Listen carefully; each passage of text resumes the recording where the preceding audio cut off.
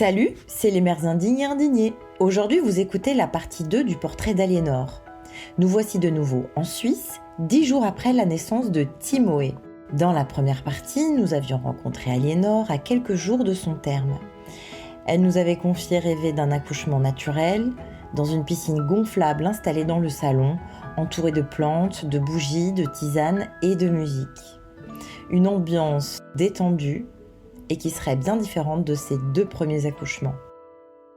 Elle s'inquiétait de n'avoir pas réussi à créer de lien intime avec sa sage-femme, et elle s'inquiétait aussi de crier une nouvelle fois sur son mari, comme pour le 2e accouchement. Julien, son mari, a d'ailleurs demandé à participer à ce 2e épisode, et vous allez pouvoir entendre sa version. On sait tous qu'un accouchement se passe rarement comme prévu, alors j'avais hâte moi aussi de savoir si elle avait réalisé son rêve, un rêve bien préparé. C'est parti ? Mais ça va. Il est en train de téter, le petit, tu vois. Tu vois, par rapport à la taille du nichon.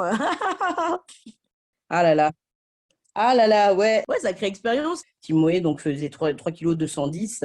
Il est arrivé le 4 janvier à 12h30. C'est venu vraiment progressif. À 3h du matin, j'ai eu des contractions, mais c'était très espacé. Et puis, si tu veux, je reconnaissais qu'elles n'étaient pas très fortes. Du coup, je n'ai pas appelé. Et j'ai appelé la sage-femme vers 7h du matin, quand ça a commencé à se rapprocher. Tu vois, c'était toutes les 10 minutes, après 5 minutes. Et puis là, elles étaient assez intenses. Et après, ça a pris à peu près 2 centimètres toutes les heures. Donc, ça a été très, très régulier, en fait, au final. Ouais, quand c'était à 8, bah, j'étais dans l'eau. Je pense que l'eau, c'est vraiment personnel à chaque femme parce que quand le col n'était pas très ouvert, ça me soulageait. Elle avait mis un peu de lavande et tout, ça me faisait du bien. Et à la fin, j'avais envie de sortir de l'eau, vraiment. Mais l'eau n'était pas si chaude que ça, mais de toute façon, j'avais trop chaud. Je me sentais comme, tu sais, un peu enfermée dans l'eau. Comme si tu sais, t'es dans une bulle puis tu peux plus en sortir. Enfin, c'était un peu une sensation d'étouffement comme ça pour moi, à la fin, en tout cas. En fait, moi, quand j'ai une contraction, tu sais, j'ai tellement envie de bouger, je bouge dans tous les sens, quoi. Je pourrais pas rester accroupie. Enfin, c'est compliqué, je pense. J'ai eu les yeux fermés tout du long, depuis 7h du matin jusqu'à 12h30, jusqu'à la délivrance. J'ai eu les yeux fermés, concentrés sur la douleur, comme ça, la gestion de la douleur, en fait. Et puis, en me récitant un petit peu des prières, elle m'a dit à un moment donné, il faut que tu ailles faire pipi, tu vas voir, ça va faire descendre le bébé plus vite. Et puis après, voilà, j'ai été faire pipi. Là, j'ai réussi 1 fois, 2 fois. De toute façon, le bébé peut pas arriver tant que le col n'est pas ouvert. Donc, si tu veux, j'ai été aux toilettes quand il était à 5, grand max. Puis après, je ne suis plus jamais allée. Hein. La douleur, j'avais vraiment le temps de reprendre mon souffle et mes forces entre les contractions. Donc, du coup, c'était plus tolérable, plus facile à gérer, on va dire. Mais la douleur, à la fin, ouais, c'était quand même compliqué. J'ai cru que j'allais pas réussir à pousser au début tellement ça faisait mal. Mais je pense que voilà, le corps est bien fait. Hein. Les contractions, elles sont tellement à la fin fortes. Puis tu as tellement envie de voir le bébé, tu sens, hein, il est dans le bassin. Tu le sens vraiment, tu sens vraiment le bébé passer. Et puis, c'est une telle joie après que ouais, on oublie tout de suite. Heureusement qu'on a cette amnésie de l'après-accouchement, hein, les femmes, parce que et Charlotte, enfin ma sage-femme, en fait, tu sais, elle a mis le doigt là où ça me gênait. Du coup, j'ai été obligée de pousser quoi pour expulser. Et au moins, tu sais exactement où est-ce qu'il faut pousser, hein, parce que quand elle met le doigt, ça fait tellement mal que voilà. C'est une technique comme une autre, mais tu sais, moi, je pousse, mais j'arrive pas à cibler bien l'endroit. Et là, ça a super bien marché. J'étais à 4 pattes au dos aux sages-femmes, en fait. Elles ont attrapé le bébé par en dessous, par derrière, si on peut dire. Du coup, j'ai sorti légèrement les fesses de l'eau. Et puis après, elle a dû faire juste une manœuvre pour sortir les épaules. J'ai repoussé 1 fois et il est arrivé. Ouais, j'ai fait 4 poussées, puis il était là, le petit. Et il a bu un petit coup la tasse, pauvre petit. Mais tout allait bien. Et j'ai pas eu de déchirure, hein. 0 déchirure, rien du tout. Ça, je suis trop contente. J'ai dit waouh, le fait d'avoir, tu sais, entraîné le périnée là, avec, je pense le petit appareil là gonflable, ben, je pense que ça a quand même bien aidé. Pendant le travail, alors je soufflais fort, j'essayais de faire des petits gémissements de douleur, mais je criais pas. C'est vraiment à la fin, pour les pousser, que j'ai crié. J'avais l'impression que ça m'encourageait, quoi. Mais ça m'encourageait, je pense quand même. Ça m'a aidé. J'ai demandé à la voisine qui était là, elle m'a dit: oh, j'étais sous ma hotte en train de faire la cuisine, t'as pas dû crier très fort, mais bon, j'ai pas crié beaucoup, hein.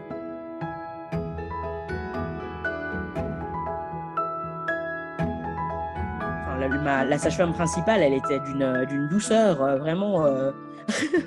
C'est incroyable, quoi. Bon, après, c'est normal, hein, c'est leur boulot, mais elle est arrivée à 7h30 par là, et puis elle a eu le temps d'installer son matériel, enfin, tu vois, de faire les choses vraiment progressivement. Elle n'arrêtait pas de me dire: accompagne-le, c'était sa phrase, et puis non, elle me tenait la main, elle était bien concentrée, tu vois, avec son regard, parce qu'en plus, elle avait quand même le masque, donc tu sais, c'est beaucoup les yeux qui parlent, mais c'était super parce que j'avais des craintes, si tu veux, mais elle a vraiment su me mettre à l'aise. Parce que j'ai l'impression que c'est quelqu'un qui a fait beaucoup d'humanitaire, qui a vu beaucoup de femmes, tu sais, de différents horizons et tout. Mais ça, c'est. Non, elle était, si tu veux, elle était très calme, très posée. Elle avait vraiment les bons mots au bon moment. J'étais en confiance. Même si, bah voilà, elle ne savait pas tout de ma vie, etc. Mais bon, elle connaissait quand même. On avait quand même un petit peu discuté de mon passif, de mon adoption. Donc un petit peu quand même mon histoire, si tu veux, en surface comme ça. Non, j'ai senti que je pouvais compter sur elle, si tu veux, vraiment. Après, la deuxième sage-femme est arrivée beaucoup plus tard. Elle est arrivée vraiment, tu sais, quand j'étais ouverte à 8, en fait. Elle vient vers la fin, la deuxième. Elle vient vraiment pour la délivrance, pour au cas où, ben, je pense, je sais pas, il y a une manœuvre à effectuer, il y a quoi que ce soit, il faut appeler le SAMU. Enfin, ouais, la deuxième sage-femme, elle était géniale dans le sens où bah, elle m'a expliqué tout sur le placenta. C'est elle qui a sorti le placenta. Donc, il faut repousser. C'est ça que les dames doivent savoir. C'est super quand il faut sortir le placenta. T'as l'impression que c'est fini et tout. Et en fait, il y a des contractions, mais d'une violence derrière pour sortir le placenta. Et elle regarde, bien sûr, s'il n'y a pas un bout de placenta qui est resté bloqué dans l'utérus. Parce que si tu veux, des fois, il y a des petits morceaux qui peuvent rester coincés. Et ça, c'est dangereux. Et là, tu dois aller te faire opérer. Tu es obligé d'aller de filer à l'hôpital pour faire enlever. Elle m'a montré l'aspect du placenta. Elle m'a tout expliqué. Alors, concernant en fait le placenta, donc pour conserver les cellules souches, les sages-femmes en fait vont proposer après l'accouchement, elles vont regarder le placenta déjà parce qu'elles vont garder la forme du placenta, est-ce qu'il est intact, est-ce qu'il n'y a pas des zones un petit peu blanches, enfin je sais plus exactement, il y a des zones noires, des zones blanches, suivant la santé de la maman, ce qu'elle a mangé, enfin vraiment l'état du placenta global. Et là, ça s'appelle donc de l'isothérapie. On peut faire mettre en granules le placenta, des petits morceaux de placenta, et qui vont permettre vraiment de soutenir le système immunitaire du petit, enfin, du bébé. Et puis aussi, ouais, pour les rhumes, les états grippaux et tout ça, et aussi pour les allergies, en fait. Je pense que vraiment, dans ces moments-là, elles sont au duo aussi pour ça, parce que ma sage-femme principale, tu sais, elle s'occupait aussi un peu du bébé, de tout son matériel et tout ça. Et puis la deuxième, elle s'occupait de m'expliquer pour le placenta. Et là, j'étais en train de douiller. Ça allait trop mal. Les tranchées qui commençaient, le bébé qui devait être mis au sein. J'ai dit non, non, là, ça me fait trop mal, je peux pas. Parce que tu sais, quand il tète, ça active tout ça. Peut-être, on m'a dit, de toute façon, les tranchées, elles sont de plus en plus intenses, plus t'as d'enfants. Ah ouais, non, c'était hard. Et il y a un truc un petit peu gore, je te raconte. C'était le soir, vers 8-9 heures. J'ai perdu mais des caillots de sang gros comme des balles de golf. Bah ouais, comme des balles de golf. Et l'équivalent du placenta, mais vraiment énorme. Il y a tout qui est descendu. En fait, je me suis levée pour aller prendre une douche. J'étais tranquillement. Et tout est descendu d'un coup. Alors, est-ce que c'est parce que j'étais restée allongée longtemps, tu sais, avec mes tranchées, voilà. Et ça m'a fait vraiment un effet bizarre, mais ça m'a super soulagée. J'avais une douleur à gauche, en fait, ouais, en dessous de l'estomac. Enfin, je sais pas comment expliquer. Et ça m'a enlevé cette douleur. Alors, est-ce que c'était coincé parce que la vessie était pleine et tout ça? C'est tout à fait possible. Mais mon mari, je peux te dire, il a regardé, il a dit, mais ça va, tu vas pas t'évanouir. Enfin, il a regardé, il a dit, mais moi, je pensais que tu avais perdu un petit caillot, quoi, vite fait, c'est comme les règles. Ah non, non, il y avait le truc au milieu de la salle de bain, tu sais. C'était la scène de crime. Dexter.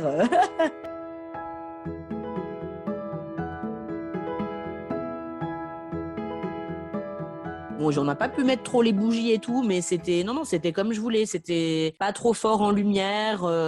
Comme le jour se levait gentiment, on avait fermé le volet un peu. J'ai mis plein de plantes. J'avais des petites huiles essentielles et tout. Pour mettre 2-3 gouttes, pas plus. Et puis j'avais une tisane. Attends, qu'est-ce que j'ai? Ouais, j'avais le framboisier, enfin des trucs un peu classiques. J'avais des trucs spéciaux à la sauge. Ça aide en fait justement à ce que le col s'ouvre et ça aide aux contractions. Une avec un peu de clou de girofle dedans, parce que clou de girofle, apparemment, c'est vraiment bon pour les spasmes. Quand à 3 heures du mat, là, quand je t'ai dit, j'ai ressenti les premières, j'ai pris un peu de CBD, mais bon, pas beaucoup. Hein. Les musiques, je te dis, ça m'amusait en fait. Donc du coup, tu sais, j'avais envie un peu de rire. Et du coup, non, c'était assez plaisant. Non, c'était cool. Franchement, c'était cool. Moi, j'ai eu un bel accouchement quand même. C'était vraiment, si ça à refaire, je te disais, ça serait avec plaisir parce que même si c'est très dur, un moment à passer et tout, mais c'est tellement, tellement bien fait. Ça, par contre, je remercie le ciel à chaque fois parce que je me dis, c'est une chance quand même parce que tu sais, j'ai pas été du tout clean. Enfin, clean, je sais pas comment expliquer. J'ai pas fait les mesures qu'on dit pendant toute la grossesse, ne pas manger ci, ne pas manger ça, ne pas boire ci, ne pas boire ça. En fait, moi, ce qui est fou, d'ailleurs, j'aimerais bien t'en parler vite fait, mais je crois que pendant la grossesse, c'est un autre sujet. Les femmes, en fait, elles se font pas assez plaisir. Je pense qu'on se restreint et du coup, ça, je sais pas comment expliquer, ça a l'effet un peu inverse. Moi, en fait, je me suis fait plaisir. Alors après, c'est sûr, c'est pas manger tous les jours chez McDo, tu vois. Je pense que si on se fait pas plaisir, on n'a pas du tout le même ressenti. Il y avait mon mari qui me tenait la main en face. Ça m'a vraiment aidé qu'il soit là cette fois-là. C'était très différent de l'accouchement précédent où vraiment j'étais en panique et puis je me suis énervée sur lui. Là, j'avais besoin de serrer la main de quelqu'un, quoi, parce que c'était mon seul. Tu sais, c'est comme si j'avais les yeux fermés, mais c'était mon seul lien, tu sais, un peu pour me donner de la force. Ça m'a vraiment transmis une force qu'il y ait mon mari qui me tienne la main, enfin les mains même. Il est fasciné, il est tout content. Il était là, ah mais t'as super assuré. Il était impressionné quoi. Il a dit waouh, voilà quoi, t'as vachement bien géré. Il est venu en 4 poussées, le petit. Enfin tu vois, non, il était content, vraiment fier et tout ça. Puis il était tout ému. Ouais, ouais. C'était drôle parce que il a passé toute la playlist. il, y avait, il y avait Julien Doré, il y avait Orelsan, il y avait tout ce que tu veux dans la playlist. Il y avait du reggae, du Sega mauricien. Il passait tout ce qu'il pouvait comme musique, tu sais, mais il mettait même pas le morceau en entier. Enfin, ça me faisait rire. Et, et puis, il allait me chercher une petite tisane par-ci. Et puis, il courait dans l'appart. Donc, ouais, c'est différent, quoi. T'as quand même ce truc qu'il n'y a pas à l'hôpital, hein.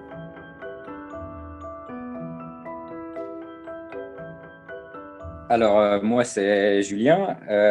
Donc, je suis le mari d'Aliénor, le papa de Timoé, le nouveau-né, le papa de Jayan et le papa de cœur d'Azao. Ça va faire rire quand elle a parlé de moi, du premier accouchement, mais c'était assez juste sur le fait que j'étais plus stressé qu'elle. C'est vrai que la première fois, j'étais un peu plus stressé. Et quand on est dans une C'était la première fois, petite salle, c'était la première fois. On était dans une petite salle à l'hôpital qui n'était même pas une salle d'accouchement, mais une salle de pré-accouchement parce qu'il n'y avait pas de place et ça allait tellement vite.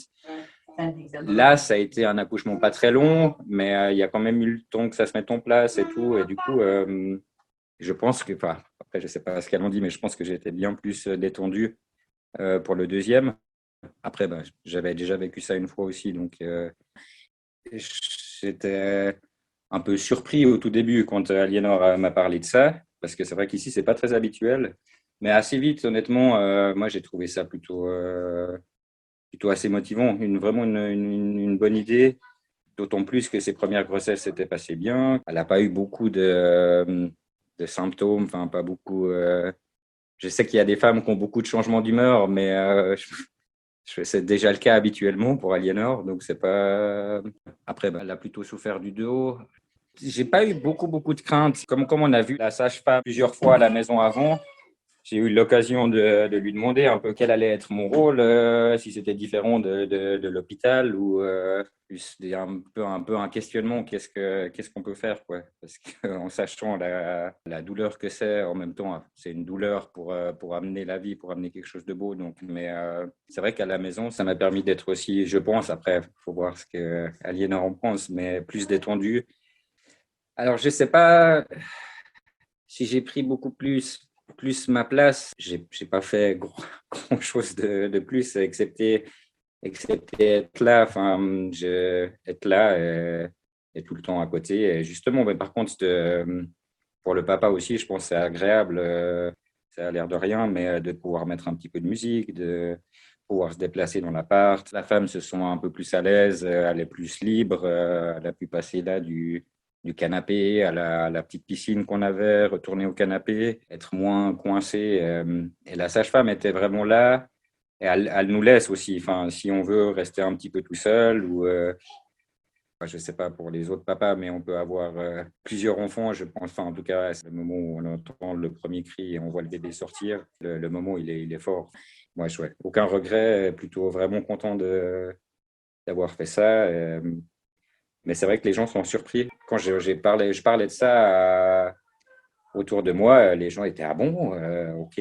Puis, alors que pour moi, il y a juste au début où j'étais un peu surpris parce que j'ai pas entendu souvent ça, mais c'est vrai que je me suis vite fait à cette idée-là. J'ai appris ça plus tard, mais apparemment dans les pays nordiques, c'est presque la norme. Et moi, je peux que conseiller. Les sages-femmes indépendantes qui font ça vont jamais prendre le moindre risque. Et, les risques, certains risques peuvent aussi être détectés avant l'accouchement. Donc, si le bébé n'est pas bien placé, s'il y a d'autres complications, ça ne va pas se faire à la maison. Donc, si ça se fait à la maison jusqu'au bout, c'est qu'il y a pas de risque. Enfin, voilà, ce serait dommage qu'un papa freine cette envie de la maman. Non, moi, je peux que conseiller.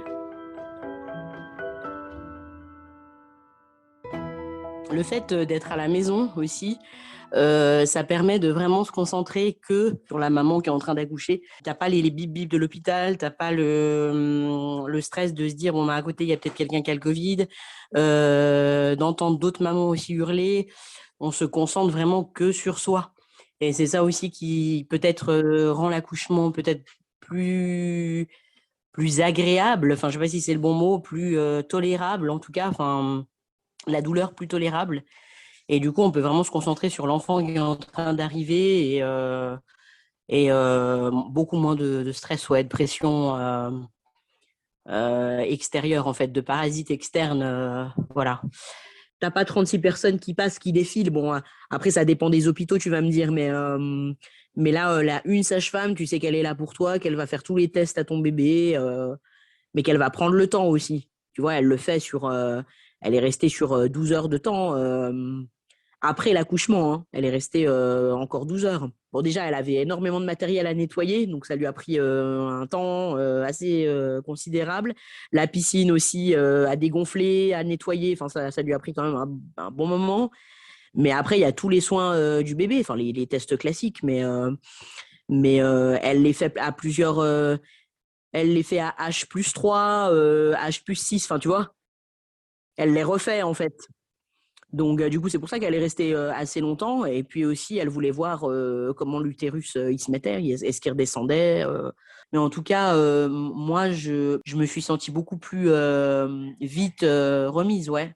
Je me suis levée, ouais, j'ai été prendre ma douche, j'avais même envie de faire des trucs, quoi. J'avais envie de vite faire ranger un coin de la cuisine, enfin, tu vois, le truc que je ne fais jamais en temps normal, tu sais. Et je suis contente, ouais, parce que franchement, j'aurais été vraiment, tu sais, frustrée puis mal de ne pas avoir réussi. Je m'en serais presque, tu vois, culpabilisée ou quelque chose, alors que là, je suis vraiment contente, ouais. Et puis, tout se passe bien. En plus, tu vois, le petit, il a déjà repris du poids, au-dessus du poids de naissance. Donc, il pousse bien. Il dort presque ouais, 4 heures d'affilée, 5 heures d'affilée. Donc, c'est pas mal. C'est pas mal pour 10 jours de vie, quoi. Enfin, fière de l'avoir fait, mais je pense que je me rends pas vraiment compte. Tu vois, pour moi, c'est quelque chose de naturel, vraiment de naturel. Et puis, je me dis, par contre, vraiment contente, dans le sens heureuse de l'avoir réalisé, parce que je trouve que c'est aussi une chance pour le petit de dire, ah bah, je suis arrivée à la maison, enfin, à l'appart, dans une piscine, j'ai un petit peu bu la tasse. Enfin, tu sais, c'est des anecdotes assez peu courantes, on va dire, mais je trouve ça chouette. Oui, je me sens plus forte quand même. Je suis fière de le dire. Je suis fière de dire que j'ai réussi à accoucher à la maison. Quelque part, je me dis quand même, Aliénor, regarde, ça fait, je me dis, fais-toi un peu plus confiance, fais un peu plus confiance au ciel. Ça fait du bien, ouais, ça fait du bien de se dire, on peut réaliser quelque chose comme ça, donner la vie. Non, c'est chouette, c'est chouette. Un grand merci à Aliénor pour son témoignage si honnête et intime. Un grand merci à Julien d'avoir partagé son expérience. Merci à Timoé qui a été très sage pendant cette interview. Et à Jayan et à Zao qui sont allés jouer chez la voisine. On vous souhaite des nuits pas trop compliquées, un périnée vite rétabli et surtout beaucoup de bonheur.